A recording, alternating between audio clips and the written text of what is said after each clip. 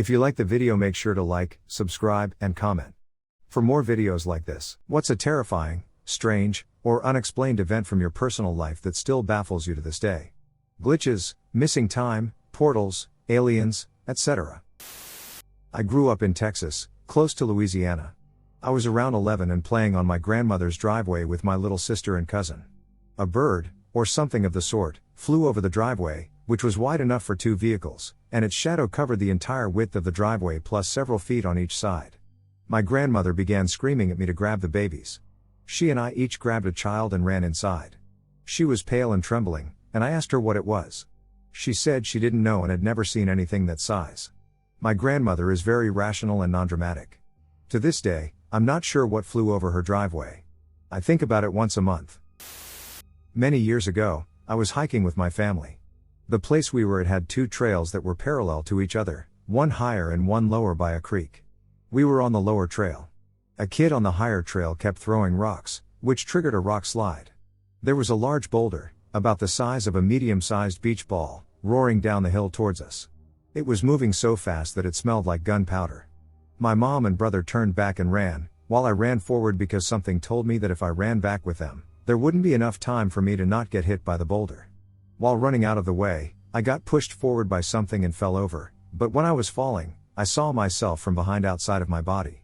Then I was back in my body. I still think about this often and have no explanation for it. When I was young, I remember looking up my stairs and seeing something whenever I focused hard enough. All you could see looking from the bottom of the stairs was the hallway leading from my room to my parents' room. If I just stood there and looked up without moving, a figure with very slender arms and legs, completely cloaked in shadow, and bright eyes would walk quickly with a hunched back from my room to my parents' room, stopping only to take a 2-second glance at me, then continue. I never saw it anywhere else, and eventually I grew uninterested and stopped looking. After a while, I tried to see it again, but no amount of focus brought the figure back. I live in a small town in Southern California called Tehachapi. The mountains up here are really creepy at night. There's stories of haunting in the mountains and foothills and stories of skinwalkers. You don't whistle at night here. My creepy story was while I was ghost hunting with some friends. I put it in quotes because we normally just headed into the forest up the mountain and smoked on the cliffs, but we decided to go somewhere different that night. We headed to a place called Old West Ranch. It's rumored to be super haunted, or at least that's what my high school classmates told me. I had barely lived here for 2 years at that point. It turns out that my bestie's stepdad owned the place at the time, so we were cool enough to go up and check it out. We didn't find anything up there, got stoned, got bored, and headed back down the windy, single-lane mountain road. On the driver's side of the road was a steep drop-off, and on the passenger side, it was bushes, trees, and an occasional house. My bestie was driving with her boyfriend in the passenger seat, and I was sitting behind him. I'm staring out the window, hoping to see something like a deer, a mountain lion, or something normal for a mountain town. Instead, I'm seeing a really pale, humanoidish shape with what looked like stretched out limbs. It was moving alongside us, keeping pace with the car at 20 to 25 miles per hour, keeping to the bushes and trees along the side of the road.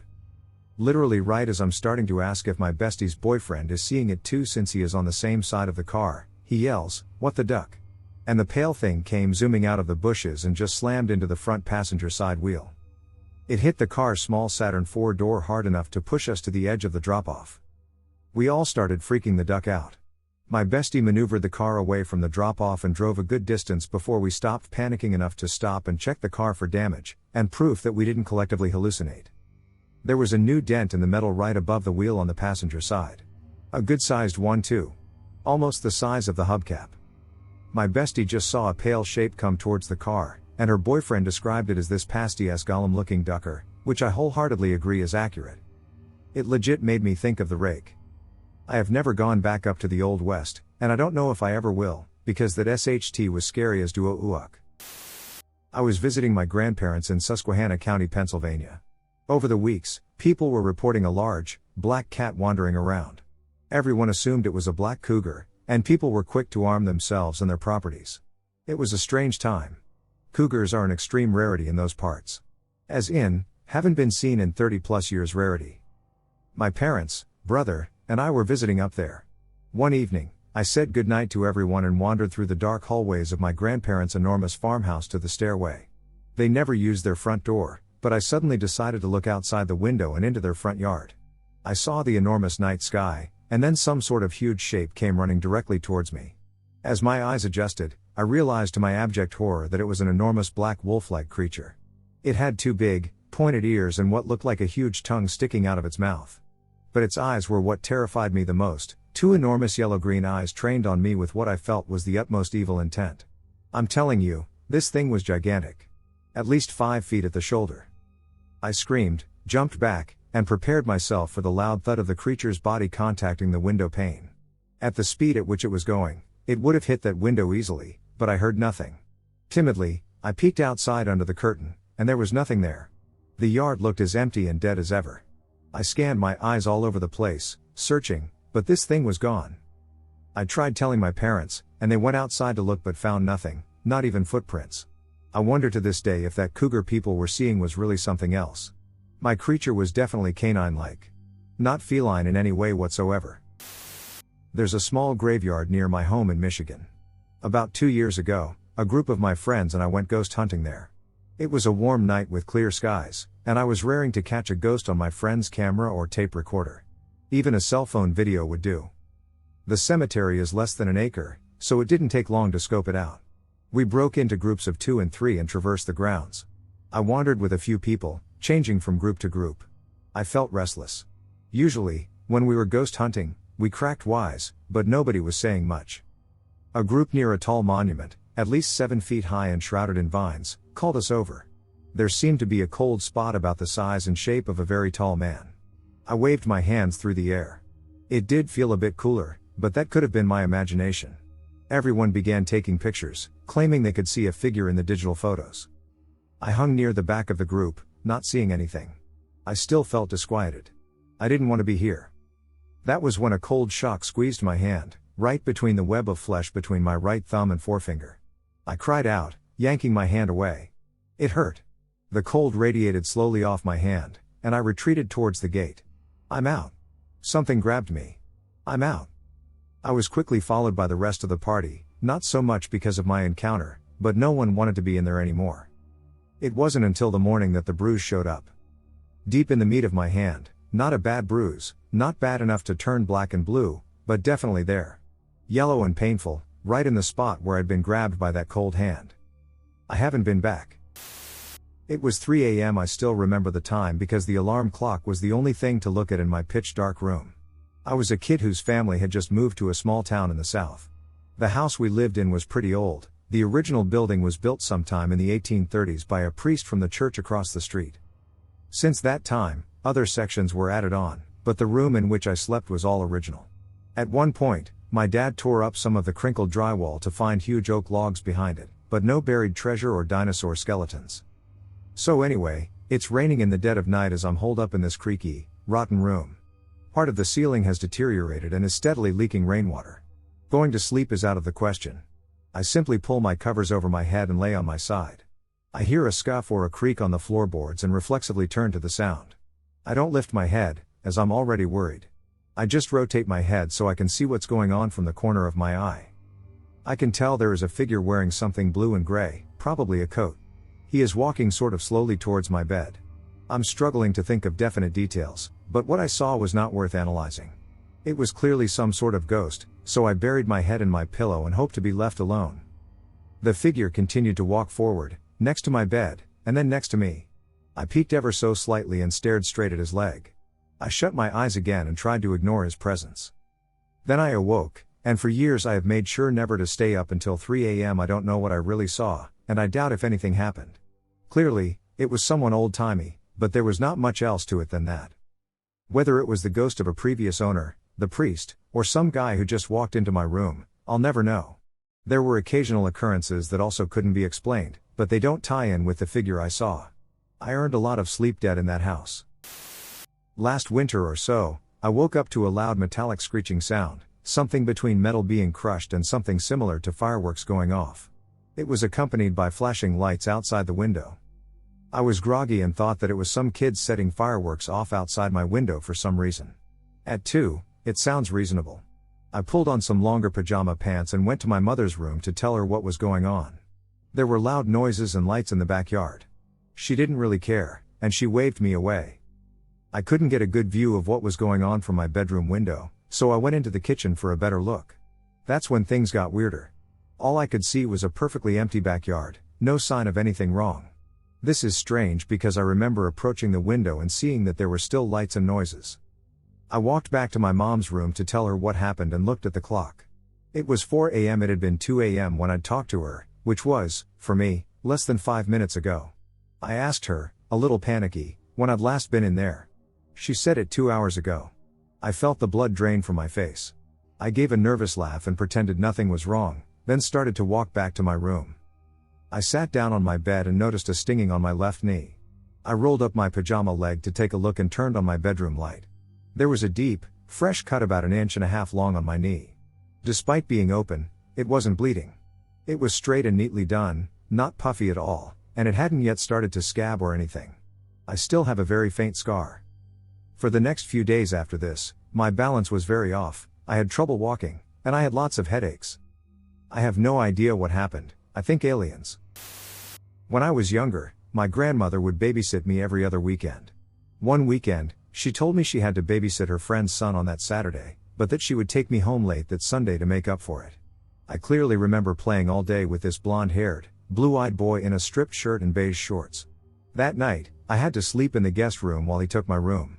Being a kid, I waited for my grandma to leave his room after putting us to bed to see if maybe he still wanted to play. When I walked in, he wasn't there. The bathroom is right across from our rooms, so I figured maybe he was in there but also no one. I looked back into the room, and I swear. There was a figure in the closet, big and tall enough to reach the ceiling, with shaggy hair looking all over his body and eyes big and yellow that I can only describe as Jabba the Hutt looking eyes just staring back at me. Since then, I have always made sure my closet was closed, would throw a fit if it wasn't, and would sleep with a nightlight that I had never used to do. Years and years went by, and I'm a teen still sleeping with a nightlight, and my grandmother asks me, "Why do you still sleep with a light?" So I told her the story and the memory I have of the boy and the monster. She claims it never happened. She never once babysat a friend's child. I still sleep with a nightlight. 2013 May. A school in Botswana was forced to close after pupils reported sighting a small, hairy humanoid creature. The bizarre series of events started around noon when a number of students reported a black little hairy creature that resembled a human being. While none of the teachers saw anything, the sighting caused mass panic among the pupils. Some of the children were so convinced by what they'd witnessed that as many as 10 ended up being treated for shock at a local clinic. We will be holding prayers in the school soon after meeting parents and chiefs, but for now we have asked for professional counselors to help, said Regional Education Director Akro Maseko. One of the teachers put the incident down to mass hysteria induced by the stresses of upcoming exams. Teachers at Mathaba Primary School in Maun had to abruptly end classes last Friday after students reported seeing a hairy little creature. I once slid into a town that didn't exist. When I lived in SC, my parents lived in Western PA, so I'd drive up occasionally. One day I left my friend's house in Asheville, North Carolina, and started heading north. For some reason, I didn't get gas before I left, and after a bit, I'm running very, very low. I'm in Tennessee at the moment, hoping to see a sign for gas. Nothing for a while. Then I see Chevron on a sign and get off. I came to this small town. As I start down the main street to the gas station, I get a very weird feeling. As I slowly move through, I notice the town is empty. No one anywhere, no cars moving around. A few blocks in, I see the gas station, and I pull in. The place looks like it's not been open in decades. Everything is covered in dust. I decide not to stick around and start to pull forward, never even turning off my car. As I leave the station, a large black object runs out from the side of the building. Like a Cujo-sized dog. I pass through it. There is a thump, but not in the same way as running over, like passing through jello. Soft. I hit the brakes, but I see nothing in my mirrors. The feeling gets stronger, like it wants me to get out of the car, but if I did, bad things would happen. Took off, went back to the highway, the next exit was a big casino, and all sorts of things. Get gas, move on. It's weird, but it gets weirder. I've tried to find the town on maps. I cannot. I found the casino and truck stop, but the town before it and the exit are laid out differently. I am not sure what happened, if I slid into an alternate world, the past, or what. I used to hang out with this guy who lived on a big property that backed onto a forest. We would often go to a spot in the trees behind the house to smoke pot. One day, while we were hanging out, we found his dad's big steel woodsman's axe. This thing was heavy duty and sharp as hell. We decided to go out to the spot in the woods where we usually smoke and try it out. This axe was mean, it was heavy as hell, and we could easily chop through younger trees with 1 or 2 chops. So, we got stoned and a little chop happy, and by the time the sesh was done, we had chopped down more than a dozen trees and really thinned out the trees around our smoke spot. We finished up and went back to the house. Cut to a few days later. I'm back at my buddy's place, and we decide to go back into the woods and smoke. Once we walked out to the usual spot, I noticed something really strange. All of the trees we had cut down were standing, completely intact and untouched, as if we hadn't chopped any of them. I thought I was tripping out, so I said to my buddy, "Didn't we chop a bunch of these trees down?" When he looked around and realized what happened, we both just froze. It was a really eerie feeling, like deja vu in reverse. We left, and we didn't really go to that spot in the woods anymore. I have no explanation for what happened. We both remember chopping down a bunch of trees. We were both very familiar with the spot, as we smoked there quite a bit. We even had a seating area set up there, so it's not like we got confused about where we were. Those trees are still standing behind that house to this day. I grew up next to a small ancient wood. As a kid, in the summer, me and my dad would go out for a walk most evenings and either play football on the field on the opposite side or just have a walk around the woods for an hour. One evening, we walked a certain route through the wood that we had walked countless times before. There was an old Saxon moat, and we would stop and sit for a few minutes while he had a cigarette and I chucked stones into the water. One such evening, we spotted a woman perched in a tree reading a book. The trunk of the tree rose maybe 15 to 20 feet before forking out into 2 branches, forming a V shape, and she had her back against one branch with her feet up against the opposite branch. She looked at us and smiled. We carried on reading her book, and we stayed for a few minutes before going off home, thinking nothing else of it. One day, about 15 years after we saw her, for some reason, we both talked about it for the first time. For some bizarre reason, it was like it vanished from our memory until that day we spoke about it. We spoke in hindsight about how ghostly she looked and how difficult it would have been for someone to scale 20 feet of branchless tree trunk. She was dainty and wearing only a loose dress with no shoes, just to read a book.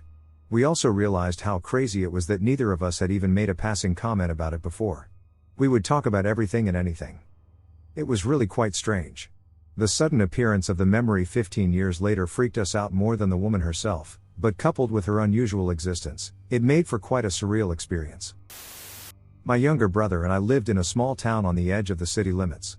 Our street had a large number of young families, and so we had a lot of kids our age that all played together. Our house was on the side of the road that delineated the city limits. Think our house, our fence, the alley, and the field that were out of the city limits. That field was the site of a few things that come to mind. Late one night, recalling summer, a group of about a dozen of us were playing Spotlight. Teams hunt other players with flashlights, get caught, you join the team in the hunt. Out in the field, 2 small circles of light started to glide back and forth. We decided to investigate. The light was dim, but we could see it, and it would stop, hover, move, stop, move, etc. No matter how many flashlights we shined on it, it seemed to be too far away to light up, it just continued to fully shine. We finally got creeped out, left the field, and probably wound up at someone's house. A week later, we were walking near the field when we saw a huge snow owl in the trees. This is Oklahoma. We don't have snow owls.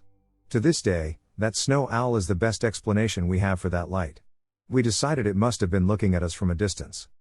The other time, we were building a fort in the alley. We were using pallets and had erected walls, a 4-pallet squared roof, and were starting on a 2nd floor. One of us got an odd feeling and told all of us to get in the fort. We did, and seconds later, a man emerged from the woods about 50 yards away with a gun, walked past the fort, down the alley, to the road, and turned the corner. We stayed in the fort for a few minutes, we heard a gunshot, then left the fort and made a hasty retreat to our house. I never heard anything about it, but to this day, I wonder what would have happened had we not gotten into the fort when we did. My grandparents lived in the middle of nowhere in Florida, and I spent a lot of time with them because my parents were super young and weren't really up for the whole parenting thing. About half-mile from their house was a creek, and I would always walk up and down looking for small fish to catch and release.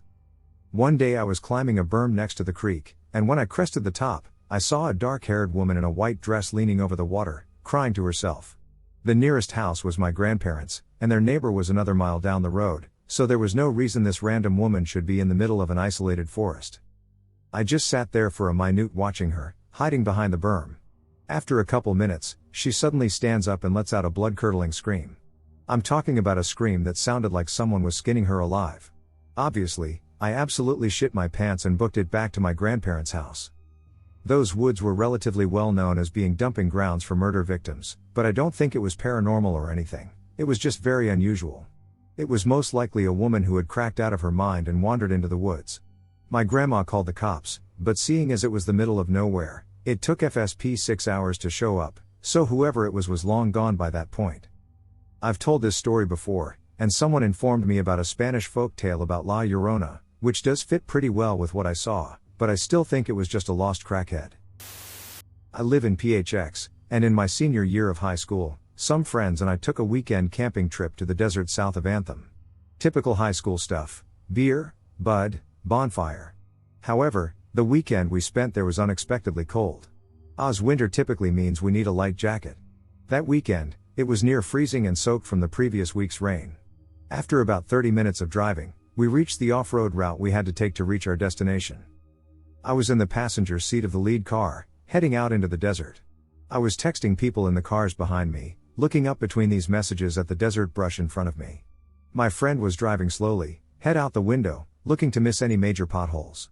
A third person sat in the middle back seat, yet so far hunched over in the small car, he was practically in the front with us. That picture I included is what this narrow path was surrounded by, and the biggest shrubs reached approximately 8 feet in height. So picture this, out in the middle of nowhere, driving slowly, the weather is bad, and I happen to glance up from my phone for a very memorable split second. After a cursory glance up and then back down again at my phone, I immediately froze. It took that extra split second of looking away to process what it was I thought I saw. Right at the edge of the shrubs, just at the end of the headlight distance, I saw for a split second that which appeared to resemble a tall, thin man in a gray morph suit. I assumed that the gray was just a shadow, but in that light, it passed as skin in the back of my mind. Maybe 6+ in height, right at the edge of the shrubs, only visible momentarily before vanishing further into the brush. I assumed it was because of the environment, which was visually distracting and keeping me a bit on edge, causing my mind to trick itself. I inhaled slowly so I would sound as calm as possible when I told my friends what I just saw. Immediately upon hearing my description, Alec, the guy in the back seat, shouted out in agreement, saying he thought he saw the exact same thing. Cody, the driver, assuming we were messing with him, took convincing that neither of us were lying. After we set up shop, we told the others what happened. The rest of the night, we were on edge, but nothing new happened to scare us. Fast forward to this past fall, and I'm talking with a friend who called me to talk about a paranormal talk he recently had. Jacob was out there with us that night, and he believed what we said. After high school, he enlisted in the Navy and, while eating lunch one day, found out that a fellow crewmate was an American Indian from Arizona. He found this out when a group of them had a conversation about Bigfoot and the like, and the guy mentioned his upbringing and some Native American legends. The description he gave was very similar to the thing that I witnessed and had been talking about in Native circles for years as a sheep, and occasionally a child thief. Upon hearing this, he called to inform me about it. Does anyone know anything else about stories like this? Oz is strange. So I essentially grew up in the woods. I live in the middle of nowhere, and I spent more time in the forest than I did out of it. My whole family would go to my grandparents' every weekend, and they had a huge property mostly made up of a forest that me and my cousins played in all the time. We all knew the woods pretty well, and from a fairly early age, we'd all be allowed to explore by ourselves as the likelihood of getting lost was slim to none, especially if we stayed on the trail. Within these woods was a cabin that my family had built together, and it was common for us to all go there to hang out. It wasn't super deep in the woods, and the way there was almost a straight shot, aside from one turn near the entrance of the forest behind my grandparents' house, where you had to cross a bridge to get over a deep ravine, and then turn left. After that first left turn, you walk straight on the trail, and you end up at the cabin. It was a walk that I must have made at least 1,000,000 times before I turned 10. It was decently common for there to be one group of people at the cabin and another group back at the house, and one day when I was about 10-ish, exactly this happened. I was with the group at the cabin and decided I wanted to head back to the house, so I started on the walk. I remind you that it was almost impossible to get lost on this walk, but when I got to where I should have turned the corner and seen the bridge in the back of the house, I only saw the bridge. Past the bridge were just more woods. I was extremely confused and honestly pretty scared, because no matter how much I tried to tell myself, I must have taken a wrong turn that just didn't make sense. There were no other bridges in my grandparents' woods, and there's no way I could have accidentally crossed into a neighbor's property in that short of a walk. Even if I had somehow taken a wrong turn on a walk where I stayed on a straight trail and somehow didn't notice, I knew these woods very well, and everything around and behind me suggested that across that bridge should have been my grandparents' house. But somehow, it wasn't there. I was not crossing that bridge. Absolutely not. I turned around and walked back to the cabin, and again, I'm almost certain I couldn't have taken a wrong turn because the walk back to the cabin was identical to the walk from my grandparents' house to the cabin. When I got to the cabin, no one believed me when I recounted what happened. They assured me I just got lost somehow, and in fact, my mom was mad that I didn't tell anyone I was leaving and then was careless enough to get lost. When I brought up the fact that that was impossible because I saw the bridge and there's no other bridge in the woods, they said I was lying to get out of trouble. This is only one of many weird stories I have that took place in these woods, and it's one of the ones I don't bring up with family anymore as they still believe I was lying, or they don't even remember it, so they dismiss it as a dream. I know it wasn't a dream. I still can't explain what it was, though. When I was in 5th grade, I went to science camp on a mountain in California. We had a night hike that was supposed to teach us about the different cells in our eyes, so we did it without any flashlights at all. Our eyes adjusted to just starlight, and it was actually pretty cool. Until the counselors made us walk a stretch of the path alone, one by one. We were 10, and at least some of us were still afraid of the dark. Me, so I was far too anxious to listen properly to the instructions. One counselor went ahead through the bushes and radioed for the other to start sending kids. My turn comes up, and I drag my feet down the path. Until I hit a fork. I vaguely remember the counselor saying something about it. Or was I remembering wrong? Which way was I supposed to go? Was it even a fork, or was I just not able to see properly in the dark? Mind you, this was a pitch-black mountain in California with nothing around for miles other than the camp. I didn't want to get lost. I looked behind me, briefly considering going back the way I came to admit that I was a dumbass who didn't listen, but when I turned back to the fork, there was a man standing there. He was Asian, wearing wireframe glasses and a white t-shirt. It was barely 50 on the mountain. I wasn't scared, I felt no malice from him. If anything, I was relieved to not be alone in the dark anymore. He gestured for me to go one way, so I did. I rejoined the rest of my class, and the counselor radioed to send the next kid. I didn't think anything of it for the rest of the trip. It took me until I was on the bus ride home, reflecting on the hike, to realize that I'd never seen him before. He wasn't one of the counselors leading the hike, he never came out with us, and he never emerged from the bushes after all the kids had done their solo walk. I have no idea who or what he was. A couple of weeks after my mom died, I was driving home from work, feeling very sad. And a bit angry. I was pissed off at the universe for leaving me alone. I have no other living family left, she was the last. I was thinking about how we both loved birds and would always point them out to each other. I thought, if all that hippie spirituality stuff mom loved is real, then the least she could do is send me a bird, maybe as a kind of sign. It was a long drive, and I saw no birds at all. I thought, of course it isn't real. What a silly thing to think. I didn't see so much as a robin, or a wren, or anything. I parked and walked down the path to my house. While I was putting my key in the door, something colorful caught my eye. I turned. At the end of the path was the most astonishing bird I've ever seen. Every color of the rainbow, a bright yellow or gold head, a scarlet chest, an iridescent blue back, orange or gold wings, black striping, was jaw-dropping. It was the size of a chicken, but a bit taller, with a long tail. It just stood there, staring at me. I started to laugh, and it got spooked and flapped away over the fence. I lived in a large city, which made it even weirder. My neighbor came outside and saw it too, so it wasn't a hallucination. I got into the house and started Googling colorful birds of that size and shape, and eventually found it. It was a Chinese golden pheasant. WTF? There were no bird sanctuaries or zoos nearby. I never saw it again. I took it as my mom, rolling her eyes at my cynical rejection of her hippie spirituality stuff, saying, "You want to see a bird? I'll send you a bid." It was so great. Around age 8, I woke up in the middle of the night, and there was a woman crouched down on the opposite side of my room, facing away from me. My parents always left my door cracked open and the hallway light on so I could see her clearly. At first, I thought she was my mom, and I almost asked her what she was doing, but when she turned around, I realized she was not my mother. She had very, very short blonde hair and big blue eyes, and she was wearing a light pink sweatsuit and white tennis shoes. We lived in a secluded area by a forest and down a dirt road with only a few neighbors. We knew all of our neighbors, and she was not one of them.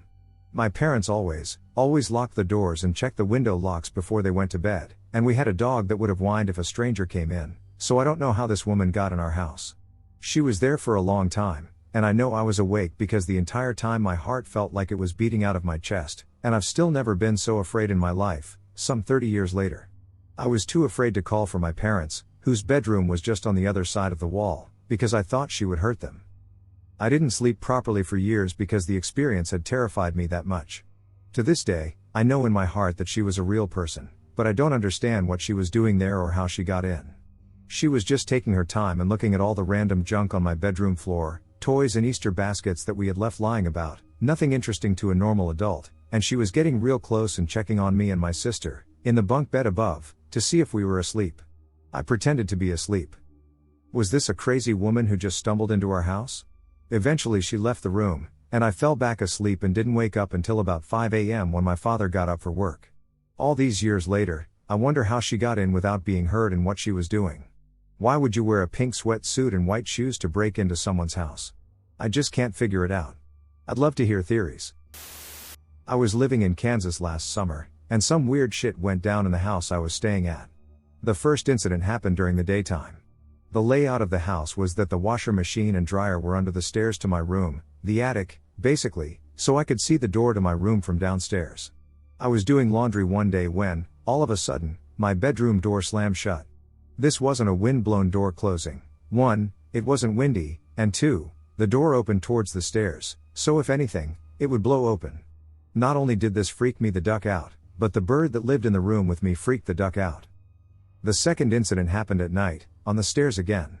Not only did my roommate have a bird, but she also had 3 cats, one of whom is black. The black cat loved to sneak up the steps and try to spy on the bird, so she was always hanging out on the steps. I came home late after work when it was super dark out and saw what I thought was the black cat running down the steps to say hi. When I reached down to pet her, there was nothing there. Confused, I went to look for her and found all 3 cats passed out on each other with my roommate. There is no way she could have gotten on the bed that fast without pissing off the other cats. This third thing just confused me a lot and may not have happened because I was tired and slightly buzzed. I came home after hanging out with some friends at like 2 a.m. I walked up the stairs, and when I opened the door, I could have sworn that there was a man standing in front of me. All I could see was a black shadow in the shape of a man, darker than the rest of the room, in my doorway. I thought this was so real that I dropped everything and punched what became thin air. The last event is what makes me think that everything that happened before was real. I was doing dishes, completely awake and completely sober, and I looked away from the sink to talk to my roommate in the other room. My head was turned for less than 30 seconds, but I snapped it back when the tap turned on by itself. That was the freakiest SHT that happened to me because I don't know how to rationalize it. I didn't tell my roommate any of the things that happened, but from just casually talking to her, it was clear that something was going on. The bird was getting more and more anxious, freaking out over every little thing when he didn't used to. This is what really worried me, what the bird had to go through. He's probably seen some crazier shit than me. Toby and I were both city kids. Neither one of us had ever been camping in our lives. There were plenty of national forest campgrounds all around us, but Toby convinced me the long drive to Devil's Den was worth it because it offered 1, a high plateau where he could stargaze without light pollution, and 2, I could photograph wildlife and scenery. He was against staying at the park's campground, comparing it to camping in a parking lot in the woods. So, we trespassed deep into the nature preserve that was off limits and set up our camp on the edge of a plateau abutting a tree line. When we were 4 hours into our drive south toward the Arkansas border, I realized I had left my damn camera on my kitchen counter. It was a big disappointment, but I was determined to make the best of it. We did bring our small tent, insect repellent and sunscreen, and enough food and water for 2 overnights. On our first night, we were exhausted from a hike we took when we first arrived, a long drive, and setting up a campsite. About 9 p.m., Toby noticed 3 stars on the horizon. They made a perfect triangle. They were small at first and moved in perfect unison. It became obvious that this was one solid object and not 3 independent lights orchestrated to move in perfect formation. We watched it ascend and grow closer and much larger until it was directly over top of our campsite. We noticed that as it passed through a star field, it blotted them until it had moved past. Then they would blink back on. So, it was one solid object. It was odd that, at first, this thing in the sky made us anxious, but that soon dissipated. We noticed the whole forest was now dead silent when, an hour earlier, it had been alive with crickets and tree frogs. While this thing was over our heads, we became abruptly disinterested. We were also suddenly drowsy. Not tired but almost sedated. At midnight, we just decided to get in the tent and go to sleep. The apathy puzzles me to this day. I woke up at 3 a.m. to brilliant multicolor lights, white, yellow, and orange, illuminating the inside of our tent. Through a small net window, I saw the forest behind us lit up like a night game at the ballpark. I noticed my clothing and boots were all askew. I pushed Toby aside so we could both look outside toward the meadow. There was an enormous UFO, as large as a 5-story office building. It was a triangle, with each leg being about a city block in length. It was 50 feet tall and sat stationary, 30 feet over the meadow floor. There was a noise too. It was a low bass hum or drone. It was not as loud as it was powerful. It was like standing next to a running diesel train engine or a large industrial machine. We saw what I first took to be children walking around the meadow underneath the triangle. There was a column of white light, about 30 feet in diameter, shining down from the center of the triangle. We watched as these little people walked into the light and just dissolved, one by one, until they were gone. The hum stopped, and the corner lights all returned to brilliant white. The white cylinder from the middle stopped, and the thing rose about like a hot air balloon. It made a 1/3, clockwise, rotation and continued its ascent, picking up speed until it was high in the sky and then gone. While we were apathetic earlier, now we are scared out of our wits. We abandoned our campsite, ran to the car, and drove back to base. Toby left his backpack with his name and base address written inside. This is how they were able to find us so quickly. Both of us suffered severe sunburn all over our bodies. Even the soles of my feet were burned. We were terribly dehydrated, and we spent a couple days in the hospital. The same hospital where we worked. While hospitalized, we were interrogated separately by 2 men in business suits. They identified themselves as special agents from the OC. The OC is the Office of Special Investigations. It's the investigative arm of the USAF Security Police. I recall that the older man was a major and the younger was a captain. Intermittently over the next 10 years, I was plagued with dreadful nightmares about that night. At my wife's suggestion, I began to keep a journal of my nightmares. I kept a pen and paper by my bedside and did my best to document each nightmare before it evaporated. I think that helped me. Ever since 1977, I have been uncomfortable being outside in open spaces, especially after dark. I sleep with the light or the television on. I keep it loaded. 380 by my bedside table and a high-intensity flashlight. I am uncomfortable around elderly Asian women for some odd reason. I feel anxious at the mall when we walk past a window display with naked mannequins in the window. Something bad happened to us at Devil's Den. So I'm pretty convinced my home is haunted anyway, since my partner and I often see shadows from the corner of our eyes, strange noises, voices, etc., but never this many things all at once. If spirits can manifest through electrical energy, do we assume they can use the energy of a storm to manifest too? So I'm sitting in my office at home in silence, by myself. No one else is in the house, and no one is in the house next door to me either. I live in a quiet area, so nothing I heard would have come from outside, plus all windows and doors were shut. Out of nowhere, I hear footsteps going down the stairs and then 3 thudding footsteps as though someone is walking across the hard floor downstairs. I ignored it at first, but then about a minute later I heard another 3 footsteps and a loud bang from downstairs, so I decided to go and investigate.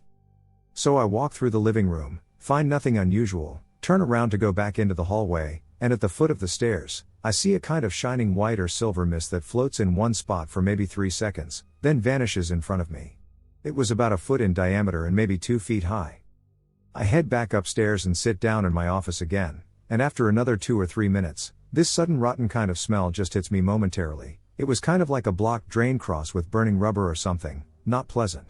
But it lasted literally a second or 2 and was gone. I breathed it in twice, then it was just gone as quick as it appeared. I checked around for a source of the smell, but there is absolutely no explanation, and like I mentioned, even the windows were shut. I try not to think too much of it, and shortly afterwards, my partner arrives home from work. Within 30 seconds of walking in, he'd placed his thermos flask, which he's been using for around a year, on the kitchen side, and the thing literally exploded. Like the stop flies off across the room, and there's water everywhere. It didn't have anything in it besides plain tap water. I can't explain this, also not the first time something like this has happened. Last year we had an ordinary pint glass with water just shattering out of nowhere, and I could not explain that either. 10 minutes later, a huge thunderstorm hit and lasted for a good hour. We don't usually get storms like that, they're rare, and it made me wonder if the spirits here were able to cause all of these things to happen by drawing energy from the storm. After it passed, this was about 5 days ago, I haven't seen or heard anything since besides the odd shadow like I usually see.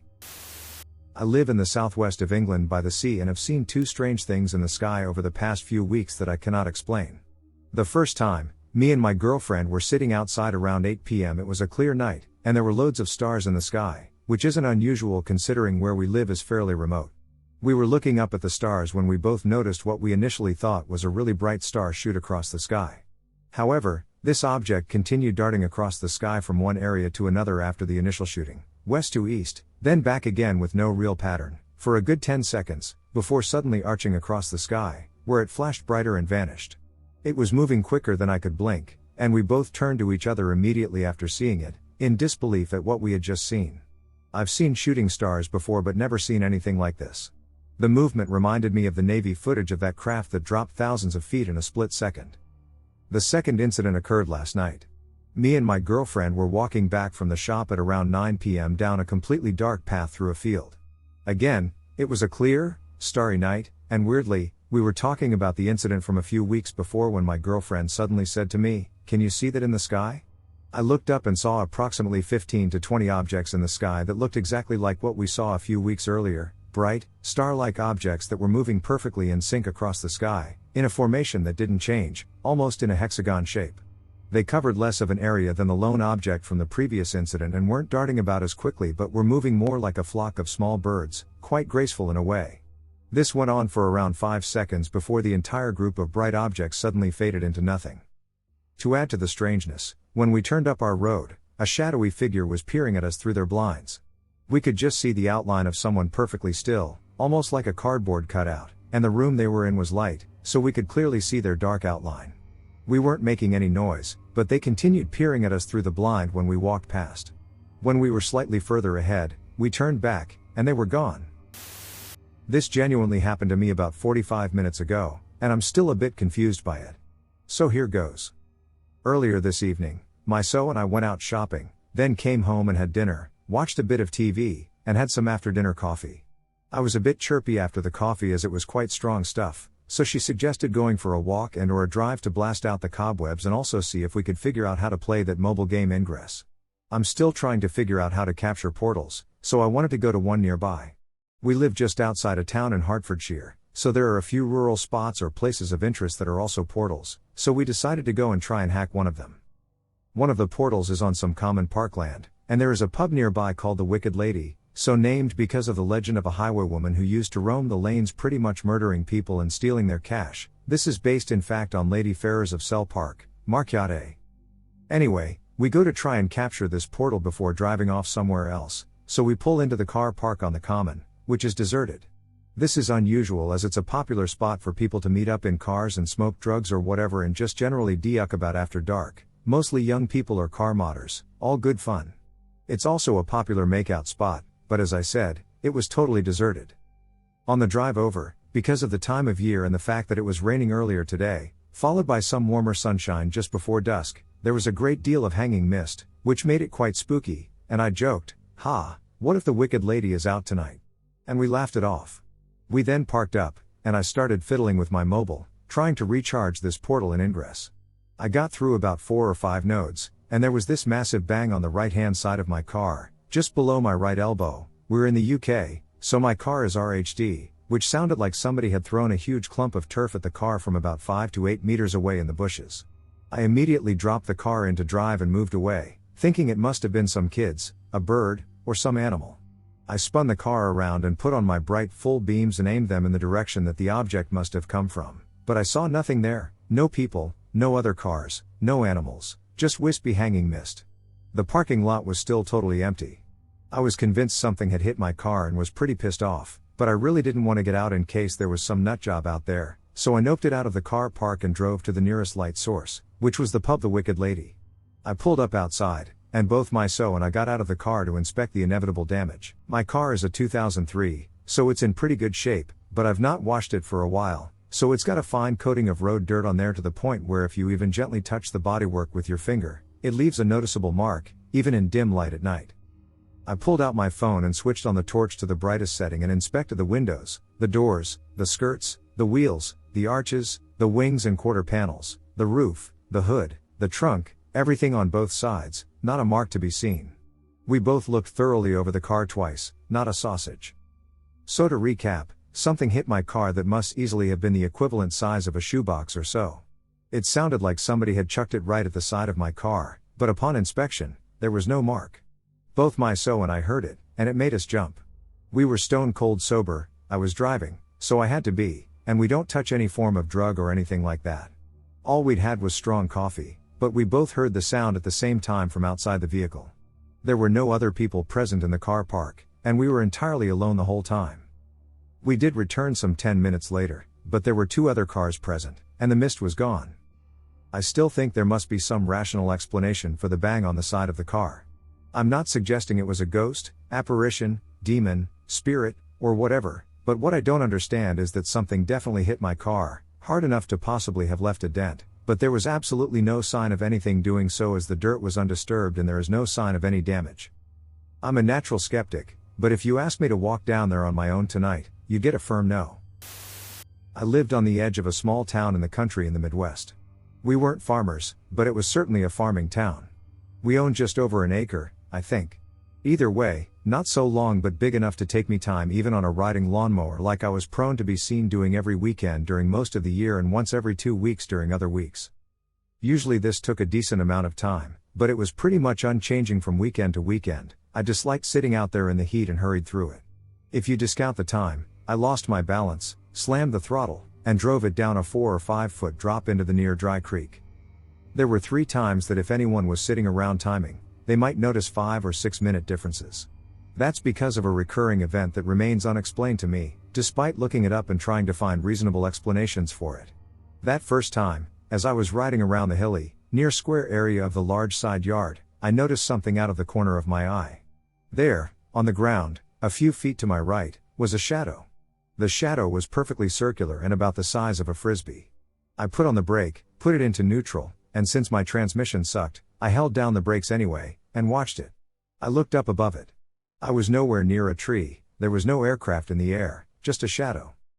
So after a while, disturbed but knowing my father would think I was making the absolute worst excuse to get out of mowing ever, I kept going. I noticed that the shadow followed me for about 2 or 3 minutes after I got back to mowing, but then it more or less vanished. Now there was no noticeable pattern about these events, except that I was on a lawnmower each time. There were only 2 other such events, but they happened about the same, except that the third time I tried to ignore it completely, it still followed for about 3 or 4 minutes that time. Now I told my father about this, and he surprised me. I expected him to scoff, and his response instead was to ask why I never called him out, to which I responded that I didn't want it to vanish while I wasn't looking. Next, though, he asked, "Haven't I ever told you about the time I saw a UFO?" He meant it in the very literal sense of unidentified flying object, not the sense of I saw a flying saucer, dude. But I suspect that's a tale for another day. It's worth adding that the last time I saw this was about half a year before I moved away from there. Since then, I've never seen this or any other strange, perfectly circular shadow again. This has bugged me for a long time. A relative of mine told me about this event that happened to her way before I was born. At the time, she lived in southeast Louisiana, definitely in the swamps and Cajun country. Her husband was away on business at the time, and her daughter was asleep. She was sitting in the living room at night, pitch black outside the window, when all of a sudden everything was lit up like it was day. The whole front yard could have been immersed in sunlight. There was no noise outside to indicate that there was a helicopter with a spotlight or anything like that. At the same time, the light illuminated the yard and part of the house through the windows, the oven door opened by itself, and the microwave started up on its own. The daughter was sound asleep in her room, and there was no one else in the house. Any ideas what could have caused a light like that and that could have made the oven door open and the microwave turn on? I was driving home from my ex's house, who lived about 45 to 50 minutes from my house. I've made the long drive many times without anything noteworthy happening. Then one night in October, around 10 at night, I'm driving home from my ex's, and I clearly remember pulling onto the street outside of the apartment complex, and then I don't remember anything else until I'm sitting in my driveway with my car still on. The time was about 11:50. Now I know people sort of mentally check out while driving long stretches, but even when I have in the past, I can at least remember, oh yeah, I saw that white car with the busted tail light, or there were people outside that McDonald's when I passed. You know what I mean? You're still aware of your surroundings, even though driving doesn't require your full attention. Well, on this night, I don't remember anything. Not one car broken down on the side of the road, not one yellow light I had passed through before it turned red, nothing. And to make things weirder, it took me an extra hour to get home. I left around 10, and it took me until almost 12. It's never taken me longer than an hour to get home on this route, even during rush hour. Last thing, I always texted my ex when I got back to my house. When I came to and looked down at my phone, I had a text from my ex 30 minutes prior asking, "Did you make it home safe yet?" So I'm just wondering if any of you have had time losses.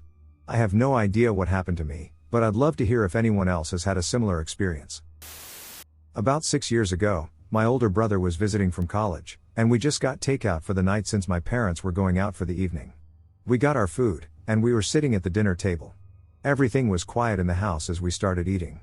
At the time, our 2 dachshunds were underneath the table and were unusually quiet. They are insane barkers and will bark at anything that makes a sound or moves. About 3 or so minutes into our meal, I hear someone whispering my nickname into my ear. At first, I thought that my brother was calling me, but when I looked up at him, he was concentrating on his meal, and it didn't seem to me that he heard it.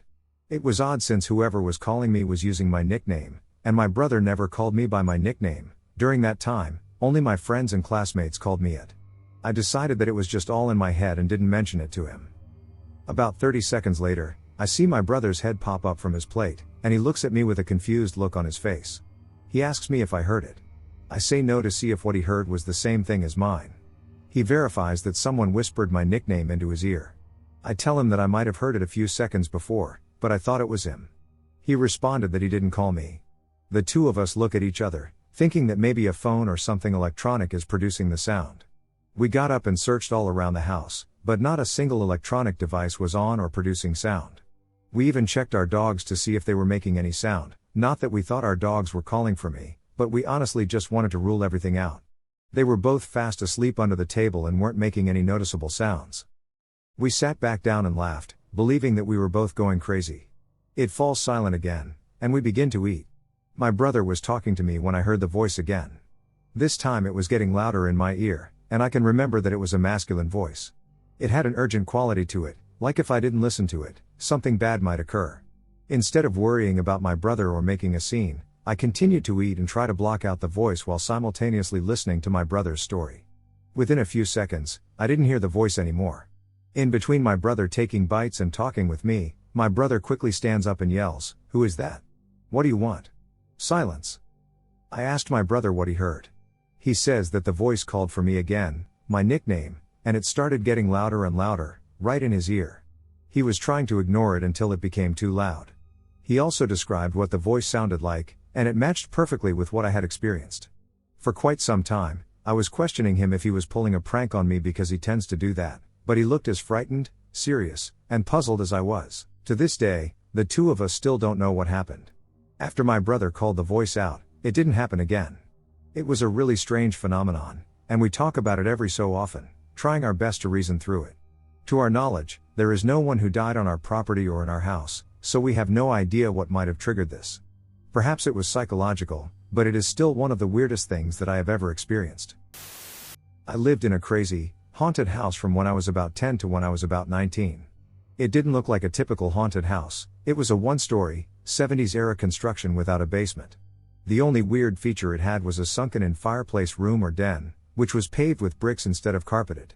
A short set of stairs led down into it, and 2 sides were open, with railings instead of walls, so that you could look up into the kitchen and the front hall.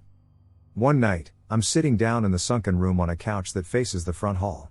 It's really late at night, and I'm talking on the phone with a friend. We're joking and laughing about stuff, as usual. All of a sudden, I catch movement out of the corner of my eyes. I look up, and there's a girl walking in from the front door. She's probably in her mid or late teens, has long, dark hair, and she's wearing what I can only describe as a Catholic school uniform. A plaid, blue, skirt, tall socks, and a dark sweater vest. For a second, I think someone has broken silently into our house in the middle of the night. I'm so startled that I literally dropped the phone. I watch this girl, solid as a real, living person, walk slowly down the hall and then through the laundry room door at the other end. After another second, I pick up the phone, say hasty good nights, and run off to bed. I have a sister, but this girl looked nothing like her, and my sister also can't go through doors. Sometime later, maybe a year or half later, I'm up early getting ready for school and eating breakfast at the kitchen table. My head's down over the bowl because I'm wolfing it down, trying to be on time. Again, out of the corner of my eyes, I see something. This time it's the bottom half of a boy, maybe 6 or 7 years old, and he's wearing blue shorts with a yellow t-shirt. I freak out, naturally, because I don't have any little brothers living with me at the time. I jerk my head up and look around, but he vanishes. Now this next part is only partly my own story, but it's definitely connected to the one I just shared, so it's important. Over the years of living in this place, the haunting sort of began to escalate. A lot of people saw stuff, things got moved, and someone even got hurt. My older sister wasn't there for most of it, and because she had a lot of things going on in her life, we didn't tell her because we didn't want to upset her. She moved out about 2 years before we did, but one night she came back for a visit. When she gets there, she's obviously in distress. She doesn't say anything to my mom about it, so after my mom leaves the room, I ask her what's up. She tells me that about halfway home, she could have sworn she hit a kid in the road, except there was no kid when she got out to check, and no bumps, blood, or anything on her car. I asked her to describe the kid. You guessed it, blue shorts, yellow t-shirt. I had never told her about the boy. This cross-area haunting is probably the weirdest thing I've ever been a part of, but I've had paranormal experiences at pretty much every house I've ever lived in, one exception.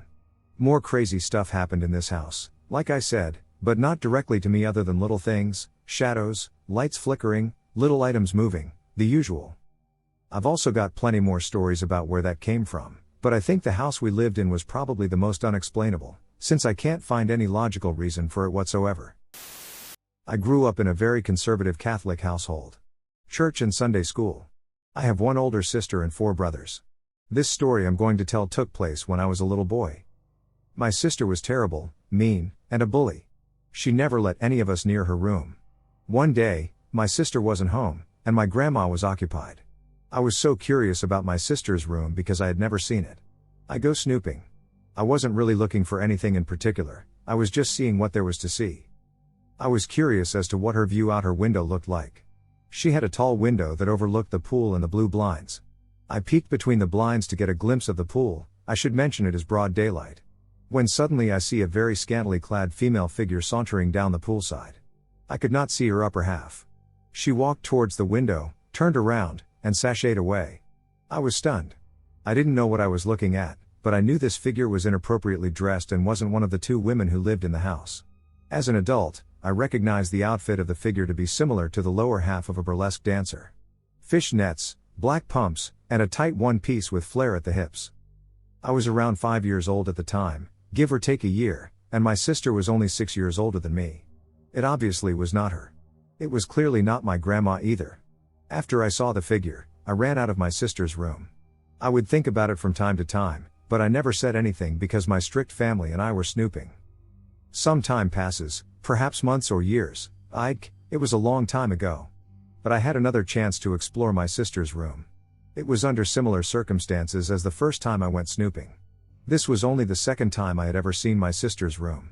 As I approach her room, I remember the lady I saw last time, and I remember thinking that I was probably just seeing things. I walk in, look around, note some changes, and head to the window. I peek through the blinds, and may God strike me if I did not see the same figure walking the same way, wearing the same outfit, and disappearing the same way without me seeing her face. I was overcome with fear. I felt my face go cold, and I rushed out of my sister's room. To this very day, I have absolutely no clue who or what I saw walking in my grandmother's backyard. I have no explanation. I have theories other than that it was a ghost. This is why I 100% believe in ghosts and spirits. It was an average Monday, and I had just finished vacuuming the house, where I live alone. I carried the vacuum down the hallway to put it away in the spare bedroom, then grabbed a duster and started dusting. Now, in the spare bedroom's closet, there is a hatch in the ceiling that leads, presumably, to some sort of insulation space. I had lived in the house for only a few months at that point, and there had been some odd occurrences that had made me wonder, jokingly, if there was somebody living up there, crawlspace style, coming down at night to mess with things. So on this particular day, I decided to see. I shouted at the hatch, saying things like, "Hey, I know you're up there. And come out here. Don't make me come get you." I finished up with, "I'm going to count to 5. 1, 2, 3, 4. And at that point, I decided this wasn't worth it and went back to dusting. Then, I stepped back into the hallway I had just walked through not 60 seconds before, and there was a playing card. Just a single playing card, face down on the floor, lying on top of an Ethernet cord I had stretched down the hallway. And it definitely hadn't been there before. I picked it up and turned it over. It was a 4. The 4 hearts. To this day, I have no idea how it got there. It freaked me out badly enough that I grabbed a weapon and searched the whole house, finding nothing, of course. But I have no realistic theories. There's no furniture in the hallway for it to have fallen from. I don't think it could have fallen from the vacuum since I'd used it many times, and there's no way a playing card could have been stuck inside without it getting mangled or at least dirty. There was a painting hanging nearby that I had been messing with earlier that day, but again, there was no physical place on it for a card to be stuck. I did recognize the card, though. It's from a deck that I owned but hadn't used in a long time, which was safely inside a magnetically closed box, under another box, inside that very closet where I had just been yelling at the ceiling. But how could one single card have made its way out and onto my floor in the brief time between when it wasn't there and then suddenly was?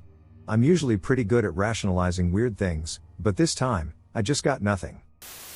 When I was 11 to 13, I had these weird things that would happen. For example, I would be trying to sleep, and my bed would be vibrating mildly. I thought I was crazy, and eventually I would fall asleep. This happened for a good 6 months. I would at times move my mattress to the floor, and the shaking would continue.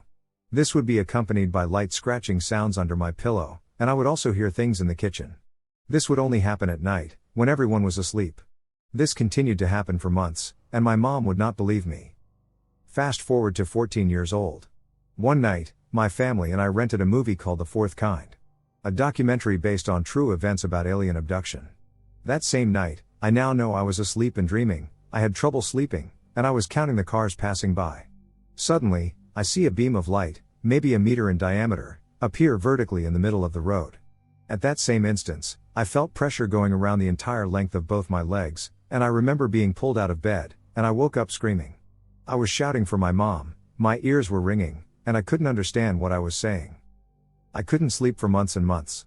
The first week after it happened was my first week of high school. I could not concentrate at all. I would constantly hear what sounded like 50 people whispering in my ear at once. The shaking in my mind would now be stronger, and I would hear my name being called during the day or while I was trying to sleep. My grandmother, who was very religious, called her group of friends to pray for me and pray the rosary.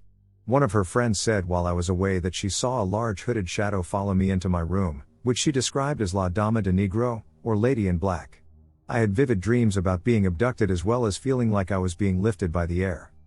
Fast forward, I got baptized under the Catholic Church at 15, and all the shaking, whispers, and oddities disappeared. I am still a bit traumatized.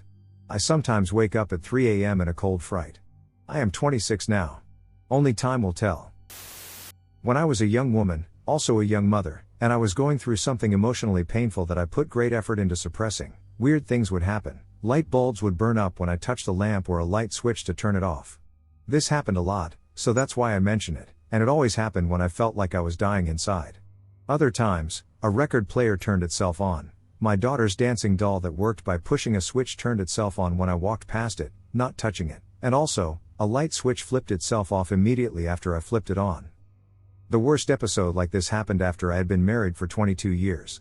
I finally followed through on divorcing my husband, who had been horrible to me most of that time, but I had devoted everything I had to making our marriage work.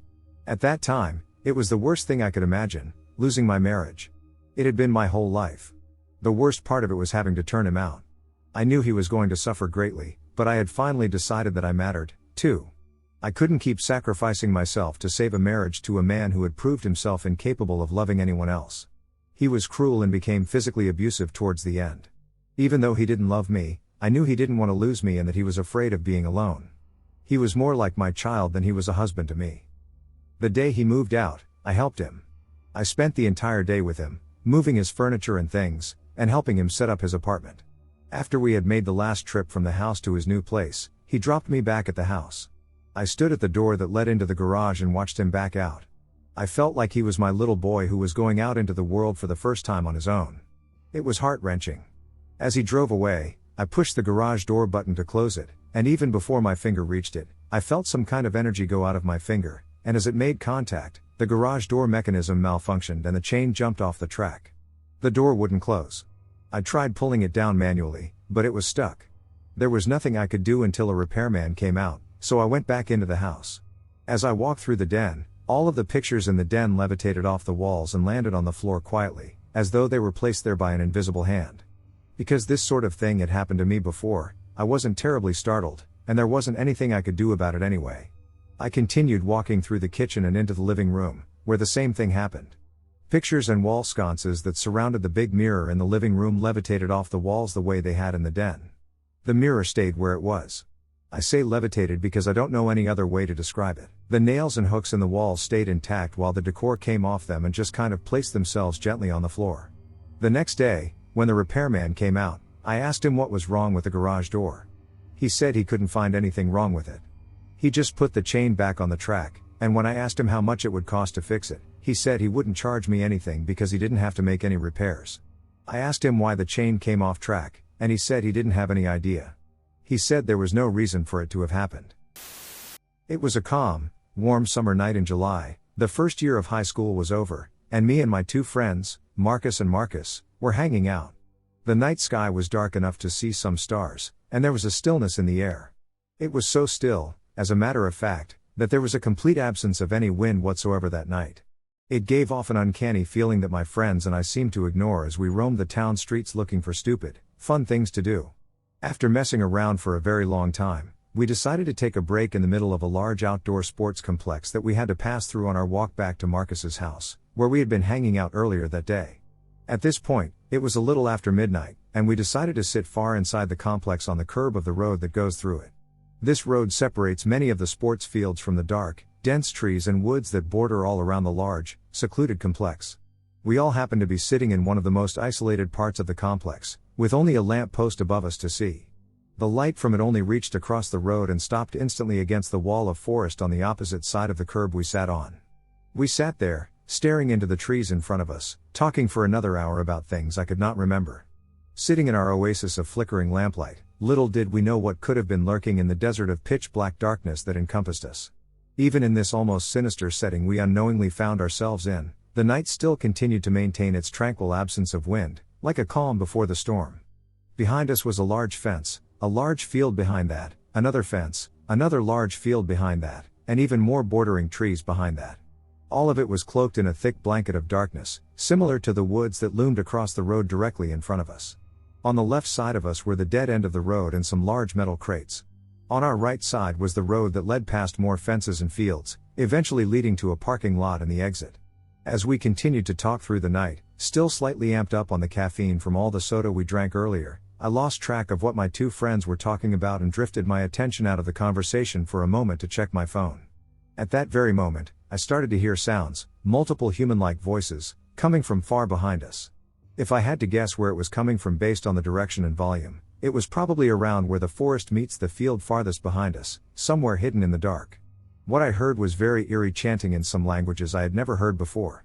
Whatever it was, I could tell multiple people were chanting, and it was giving me serious negative energy that sent chills down my spine.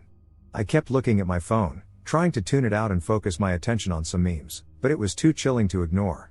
I then turned to look at my friends, hoping to jump back in the conversation and forget about the voices, but before I did this, I suddenly realized they had already stopped talking too. When I turned silently to look at them, I then saw that they, too, had also turned, looking back at me with the same spooked facial expression. My friend Marcus says, "Dude, do you hear that creepy chanting?" And I say, "Yeah, it's freaking me out, it sounds demonic." And at exactly the same moment in time when I said that, as if on cue, an immense gust of wind rips through the trees in front of us, spiraling in extreme commotion, tearing through the once calm air. The canopy of trees surrounding us was shaking and bending in the wind. With the sound of leaves rattling loudly as ever and the continuous chanting that still lingered in the distance, all three of us immediately and simultaneously stood up at the exact same time. It was as if a lightning strike of fear had jolted us up. And right as we got up, and before we could even say a word, a sudden, extremely loud sound blasted from within the roaring forest right in front of us. The best I can compare it to is a combination between a gong being hammered, a scream or growl, and a low rumble. But even though that description is an understatement, this sound was otherworldly and still haunts me to this day. That was it. Me and my friends didn't say a word to each other or look at each other. We all knew we needed to get out of there, and we needed to get out of there now, as fast as possible. In almost perfect synchronization, we all unanimously turned and swung ourselves over the fence to the right of us in one jump, straight into a soccer field, where we sprinted as fast as our legs would carry us. I never ran so fast in my life. I wasn't thinking about anything but the utter shock of what had just happened.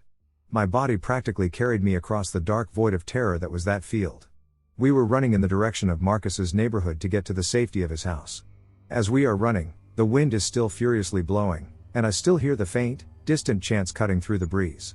Out of the corner of my eye, I see a blur of flickering candle lights in an organized formation, near the tree border in the distance behind us. We eventually had to crawl through a hole in another fence to get out of the field, and then we ran full speed all the way through some foliage to get to Marcus's house. We entered the house, slammed the door shut, locked it, and collapsed on a couch. To this day, I'm still disturbed by that night and still question what those demonic voices were, how the wind kicked up so quickly and furiously, the origins of that otherworldly sound, and the near-perfect, synchronized order of each phenomenon. My personal theory is that the chanting was from a distant demonic ritual that conjured some type of otherworldly portal to open up very close to us, possibly a demon entering our world from the portal. A few years ago, I worked as a plant operations manager for a fairly large company. I worked closely with two female coworkers who worked in the front office. One was the office manager, and the other held a position in the accounting department. Anyway, on and off worked our boss's troubled 20-year-old son. Even though he didn't do anything for the company, we still kept him on the payroll. Our boss did this simply to try to keep him busy and off the streets. At 20 years old, he had already caused his dad to waste thousands of dollars trying to rehabilitate him from his drug addiction. Because neither my boss nor his wife wanted him to live with them, his dad purchased a brand new car for him to get around in and rented him a fully furnished apartment in a high-rise right off Lake Shore Drive in Chicago. Only to be kicked out a few months later for trying to break into his neighbor's apartment. Well, here is where my experience occurs. Late in the morning, shortly before lunch, I was outside doing some rounds when here came my boss's son, driving in late as usual. As he drove past me, I noticed his car had recently crashed. The front passenger door was dented and scratched up all the way to the back door. The first thought that came to mind was that he must have been high and crashed. He parked in his usual spot and walked straight to his dingy little office as if nothing had happened. He did not come out of that office for a long time. I figured he was avoiding telling his dad and getting just another scolding. Well, not believing what I noticed, I decided to tell my two coworkers. They were not at all surprised based on his history, but they were curious. Being curious, they wanted me to show them how damaged the car was. At first, I tried showing them on our surveillance camera. However, another car was blocking my view of his. So I went back outside with the intention of taking a picture to then show them. To my astonishment, it did not crash at all. Not a single scratch. I then encircled the car to check the opposite side and found nothing. I went back inside to tell them that I must have been seeing things. There was nothing to show them. Here is what I cannot explain. The very next day, he comes into work, and the car crashes, just as I had seen it the previous day. He told his dad and us overhearing that he had just crashed it that very same morning. We never mentioned what I saw to his dad, fearing that he may believe we may have given his son some type of bad karma or something. Anyone know what may have happened? This happened a few years ago. I still remember it pretty clearly because it's so strange, and I never really found an answer to what it was. It was during a visit to my grandmother in a small village in Mexico. To give some context, my parents and I visited for about a week, and during that week, my mother's cousin also passed. He was in a car crash, and the local government was deeply involved. Months later, it turns out he was actually murdered by the local cartel there. That really is a whole story in itself, but I decided to mention it because it did happen that same week we were visiting. As you can probably tell, overall, the whole week was tragic and also extremely odd. Some background. It happened about a night before we got news about the passing. My uncle lives on the same plot of land my grandmother does, and he owns a farm with chickens and roosters. My grandma's sister, the mother of the guy who passed, is it technically their next door neighbor? They own the plot of land right next to my grandmother's. My grandmother's plot of land is actually adjacent to the local elementary school there. So her house isn't in the middle of nowhere. However, she does have a good-sized plot of land that is surrounded by concrete walls for protection. The streets around her land only really get foot traffic when school is in session. Given the climate at the time, any kind of foot traffic stops at sunset. The village itself is pretty poor, and everyone is familiar with each other there. They have a few rich people, but no middle class. Most houses are about equal to shacks. My grandmother owns a concrete house that is decently sized but otherwise plain. Now that there's some background, I'll get to the event. It was during the summer when my parents and I visited. I was on summer break, and so were the schools there. My parents and I were the only people there visiting my grandmother at the time.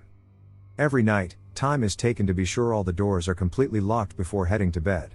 There are 3 doors that lead to the outside, all are made of metal, with a mesh frame door to keep the bugs out. That night, I distinctly remember asking my mom to help me lock the front door.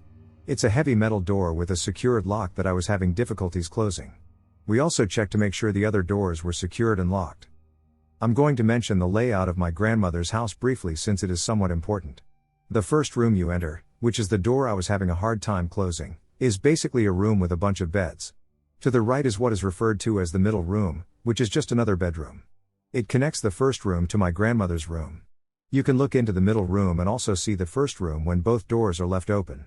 These 2 doors are usually left open because they are heavy and scrape against the concrete floor very loudly. Before heading to bed, I plugged my phone into the middle room to charge, which is where my dad was going to sleep. My mom and I were sleeping in the same room with my grandmother. My mom and I shared a bed that was right next to the door that leads into the middle room. Right before falling asleep, I could see into the first room because the 2 doors were left open like always. I had no recollection of any nightmares or dreams. I basically slept pitch black until I woke up at an unknown time, completely terrified. My eyes basically shot open, and I had an indescribable sense of fear.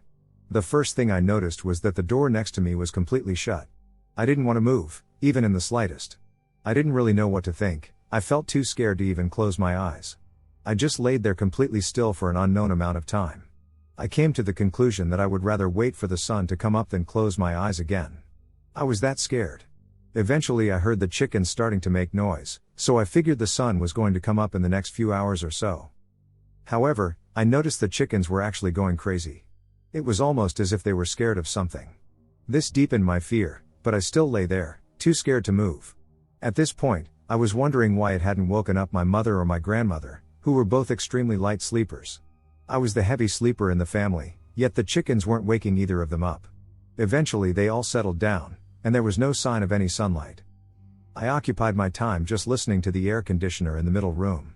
It's pretty old, the kind that you have to use a hose to water down. It makes a continuous noise and then occasionally sputters, but it's almost routine. I could also hear the bed in the middle room creaking around, so I figured my dad was just moving around in his bed. Again, I couldn't see into the middle room. I found it odd that the door was closed. I am a heavy sleeper, so I figured there was a possibility that I remained asleep while the doors were closed. I remained still for who knows how long, but then I heard a noise I'd never heard before. It was extremely loud, and it came from the middle room. The volume was just as loud as a large bird, but it didn't sound anything like a bird. I was petrified and had no idea why it didn't wake anyone up. Again, I can't even really describe the noise, it's nothing I've ever heard before. I still lay completely still, long enough to listen to this noise over and over. I wanted to think it was the air conditioner until that noise happened at the same time. I wanted to think it was the creaking of the bed, but eventually that same noise also happened at the same time the bed was creaking. So it couldn't have been it either. I also want to mention that I didn't find it odd until later how much the bed was creaking. At this point, I just felt like I was crazy. I still lay completely still, I was just stuck listening to this noise. Eventually, a second noise started to emerge. It sounded about the same as the first noise. However, it was distinguishable, like when 2 people speak.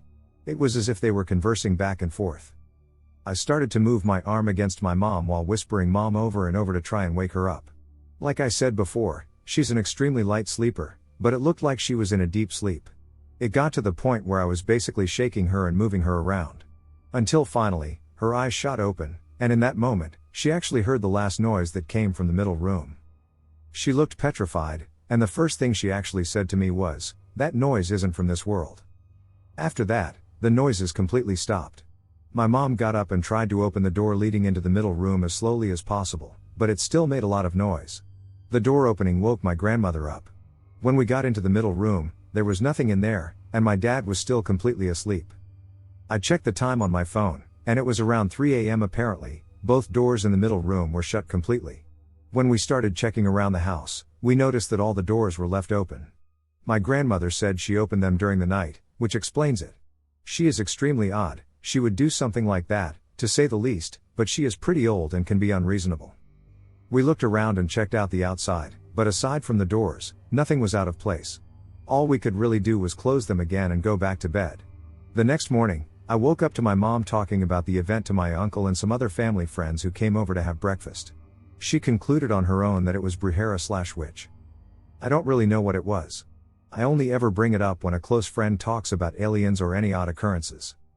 There have been a few more unexplained events. This one, however, was the last odd thing to happen to me, and otherwise, my life has been normal since.